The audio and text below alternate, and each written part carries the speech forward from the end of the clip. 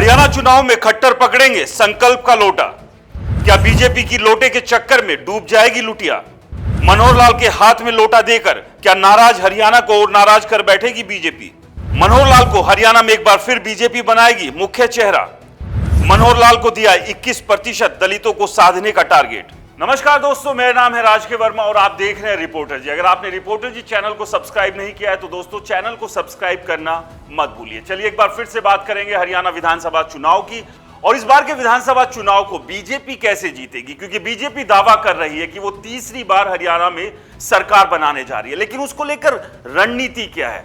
कौन सी ऐसी रणनीति के तहत बीजेपी ये चुनाव लड़ेगी जिससे कि कांग्रेस को हराकर वो तीसरी बार हरियाणा में सरकार बनाने में कामयाब होगी? क्योंकि लोकसभा चुनाव की बात करें तो 2019 में 10 की 10 सीटें बीजेपी ने जीती थी, लेकिन 2024 आते आते ये सीटें आधी हो गई।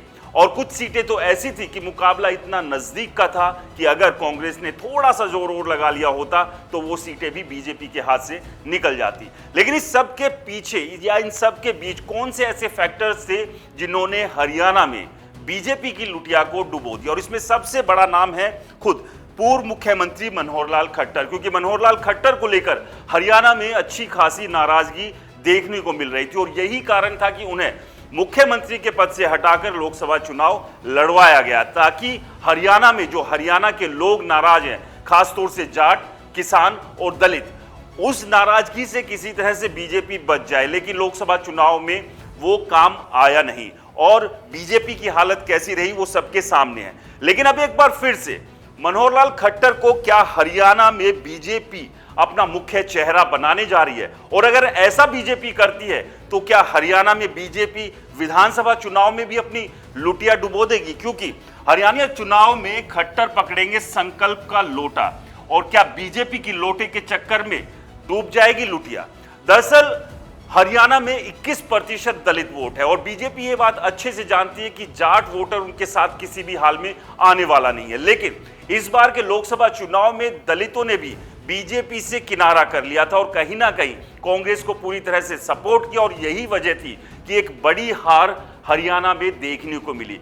दरअसल हरियाणा में दलित वोटर्स की बात करें तो ये वोटर्स हैं कुल 21%, और हरियाणा में विधानसभा में 17 रिजर्व सीटें हैं। लोकसभा में बात करें तो लोकसभा में इनमें से 17 में से 13 सीटों पर बीजेपी हार गई थी, यानी कि जो दलित वोटर है वो पूरी तरह से नाराज जो है वो बीजेपी से नजर आया था। और सबसे बड़ी बात यह कि अंबाला और सिरसा की जो लोकसभा की रिजर्व सीट थी उसे भी बीजेपी ने लूज कर दिया था।